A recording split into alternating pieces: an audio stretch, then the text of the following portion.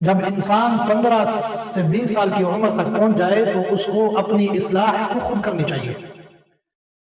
بچپن سے لے کر یعنی 2 سال سے لے کر 15 سے 20 سال تک والدین کی ذمہ داری ہوتی ہے کہ بچے کی اصلاح کرے، بچے کی اچھی تربیت کرے، بچے کو اچھی تربیت دے، یہ والدین کی ذمہ داری ہے۔ جب 20 سال سے بڑھ جائے تو پھر والدین کی ذمہ داری نہیں ہوتی، نہ والدین نہ اس کی اصلاح کر سکتے ہیں۔ والدین کی ذمہ داری تو اس وقت تک ہے 15 سے 20 سال تک، اس کے بعد بچہ کہاں والدین کی بات مانتا ہے یا والدین کا کہنا مانتا ہے، اس وقت والدین کا کہنا کوئی نہیں مانتا، الا ماشاء اللہ اگر کوئی ایسا شخص ہو والدین کے فرما بردار ہو، والدین کا کہنا مانے تو اس کا نہیں کہا جا سکتا، مگر اکثریت آج کل کے دور میں یہ موبائل کا دور ہے، جب بچہ 10 سال سے اوپر ہو جائے، 10 سال سے عمر آگے نکل جائے تو اپنے والدین کی بات نہیں مانتے۔ تو 15 سے 20 سال تک کی عمر میں والدین کی ذمہ داری ہے، اس کے بعد بچہ خود اپنی اصلاح کرے۔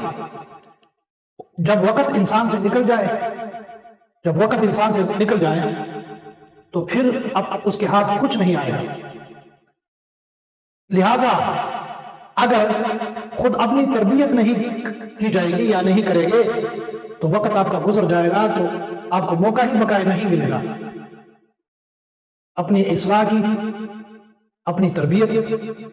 آپ نے والدین نے جس طرح آپ کی، اگر اچھی تربیت آپ کے والدین نے کی ہے تو اچھی بات ہے، اگر اچھی تربیت نہ ہوئی تو آپ کو اس کے بعد اپنی اصلاح کا موقع نہیں ملے گا۔ اور اگر آپ کو دین کی طرف والدین نے مائل کیا ہے تو اچھی بات ہے، اگر دین کی طرف بچپن سے آپ مائل نہیں ہوئے، اس طرف آپ کا رجحان نہیں ہے تو آپ کا وقت ضائع ہوا، اس کے بعد آپ کو کچھ ہاتھ نہیں آئے گا، نہ کچھ آپ کو یاد ہو سکتا ہے، نہ کوئی آپ کی اصلاح کر سکتا ہے، نہ آپ خود اپنی اصلاح اس وقت تک کر سکتے جب تک آپ اپنے گریبان میں نہ جاتے۔ اس کا نتیجہ یہ ہوتا ہے کہ پھر موت کے وقت افسوس ہی کرنا پڑتا ہے۔ جب موت قریب آ جاتی ہے انسان افسوس ہی کرتا رہتا ہے، اس کے بعد جب موت واقع ہو جاتی ہے تو پھر افسوس کے علاوہ کچھ نہیں۔ اللہ رب العزت کے پاس جب انسان جائے گا تو آپ کو کچھ ہاتھ نہیں آئے گا۔ اسی لیے اللہ رب العزت نے اس کی مثال دی ہے، یوم یجمعکم لیوم الجمع ذلک یوم التغابن۔ اللہ رب العزت فرماتے ہیں اس دن سے ڈرو، یعنی اس دن جب ہم سب کو جمع کریں گے، وہی ہار اور جیت کا دن ہوگا۔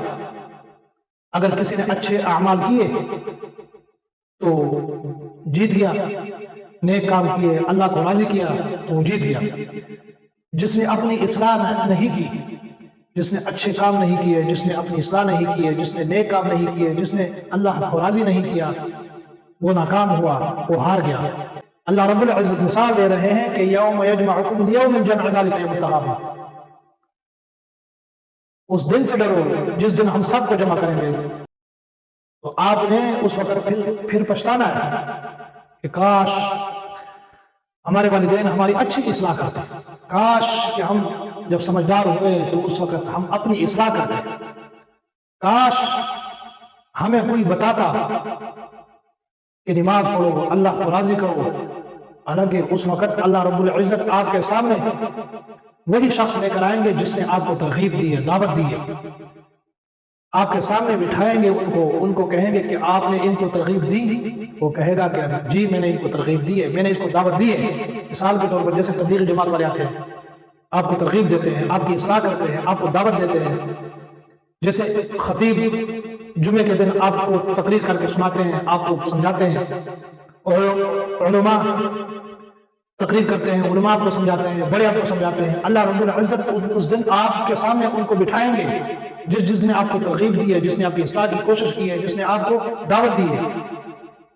تو اللہ رب العزت فرماتے ہیں وہی دن ہار اور جیت کا دن ہوگا۔